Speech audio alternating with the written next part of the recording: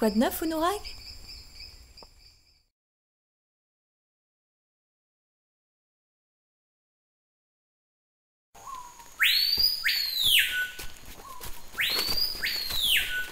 Alors là on arrive à l'intersection, donc on va commencer là. Ok, donc on va mettre en place le début de notre premier transect. C'est ça. On part sur le layon P pendant 150 mètres en fait. Allez.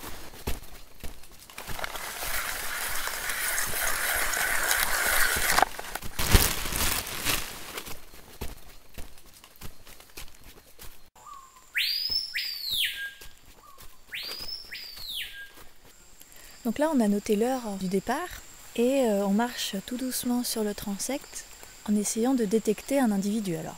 Voilà, c'est ça. Le long du transect, l'idée c'est de regarder tous les individus différents qui sont présents au moment où on passe.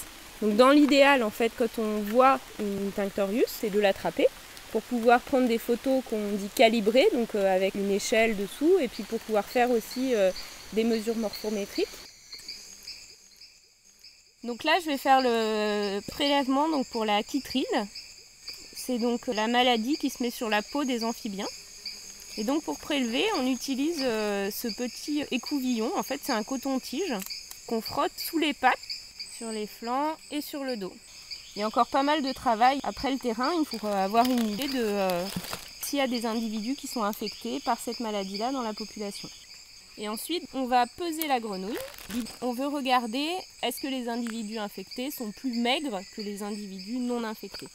La deuxième chose qu'on fait, c'est de prendre des photos de la grenouille. Et ça, en fait, c'est comme une carte d'identité, parce que le patron, notamment dorsal, qu'il y a sur chaque grenouille est unique et permet d'identifier à coup sûr qu'on a recapturé le même individu. Et ensuite, dernière manip, je mesure. Donc, je mesure une longueur qu'on appelle le longueur museau-urostyle. Voilà, je vais la relâcher plus ou moins à l'endroit où je l'ai attrapée. Okay.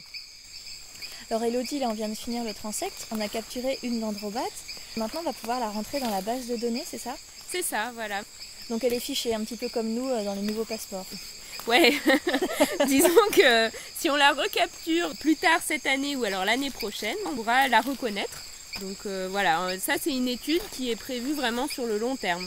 Sur 5 ans, 10 ans alors? Oui, plutôt 10 ans même. Donc c'est un suivi qui va permettre de mettre en évidence si oui ou non il y a un déclin.